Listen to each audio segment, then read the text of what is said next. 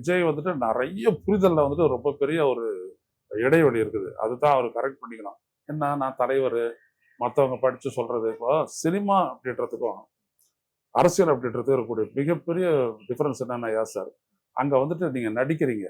ஆமா, அதை நீங்க ஆல்ரெடி சொல்லிருக்கீங்க. நீங்க ஒரு ஸ்டார் அரசியல் லீடர் ஆகணும்னு சொல்லிருக்கீங்க நீங்களே. இங்க வந்துட்டு வாடணும். வாடறதுன்றது ஆல்டுகெதர் வேற. வாடணும் நீங்க அதுதான் நீங்க நினைக்கிறீங்க. விஜய் அப்படிதான் நினைக்கிறாரு. அவரை சந்திச்சதுல இருந்து சொல்ல வரேன். அவர் அப்படிதான் நினைக்கிறாரு. இந்த மக்களோட வாழ அவங்களோட இதை நல்லா புரிஞ்சுக்கணும், அவங்கள உணரணும், நானு அவங்களுக்கு என்ன தேவைன்றதை நான் பேசணும், அப்படிதான் அவர் நினைக்கிறாரு. ஆனா வாழறதுக்கான வாய்ப்பே இல்லாத இல்ல. அந்த ஸ்ட்ரகிள் ஏன் வருது அவருக்குங்கிற ஒரு காரணம் என்ன அப்படின்னா, அந்த சினிமால இருந்தார் இல்லையா, சினிமால வந்துட்டு 100 பேர் தேர்ந்தவன் பாவன், ஒரு யூனிட் அது, அவங்க எல்லாத்தையும் பண்ணிடுவாங்க. நீ போயிட்டு வந்துட்டு தாக்டா அப்படின்னோம்னா அது கூட ஜிங்ஜாங் அப்படின்னு சொல்லிட்டு அதை பண்ணல. இங்க வந்துட்டு எப்படி நீங்க தாக்டா நீங்க இங்க வந்துட்டு ஒரு இஷ்யூ எடுக்கணும். இந்த பிரச்சனையில் இந்த மாநில அரசு இப்படிப்பட்ட ஒரு வழியை கையாளுகிறது, இது எப்படி நம்மளுக்கு நன்மை பயக்கக்கூடியதாக இருக்கணும்னு நீங்க தேர்தல் லெவல்ல பேசணும் அப்படின்னோம்னாலே உள்ள பூந்து வெளியில வரணும்.